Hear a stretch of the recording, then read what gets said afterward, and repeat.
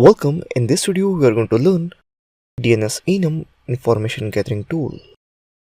DNS Enum is a tool for DNS enumeration, which is the process of locating all DNS servers and DNS entries for an organization.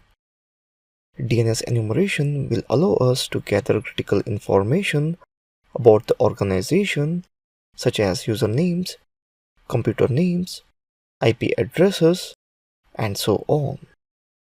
Basically, it's an Perl script and it performs the following operations: gets the host address, gets the name servers, gets the MX records, perform queries on name servers, gets bind version, gets extra names and subdomains via Google scraping, brute force subdomains from the file, calculates C-class domain network ranges and performs whois queries on them, performs reverse lookups on net ranges, writes to text file IP blocks.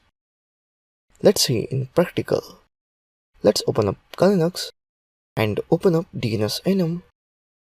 Here you can see that basic usage DNS Enum space -enum URL and options --DNS server uses DNS server for ANS and MX queries. All the option you can see here: help, no reverse, enum, and so on. Google scraping option, that is -p, pages, the number of Google search pages to process when scraping names. The default is 5 pages. The -sh must be specified.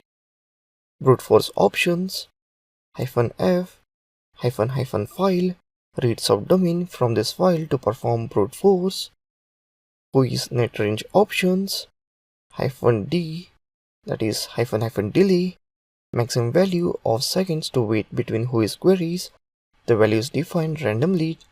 The default is 3 seconds, and so on. So we can see by just giving a simple command, we have name servers, mail server, host address, and many more. The result vary from website to website, and scope enhances when there are subdomains in the target website.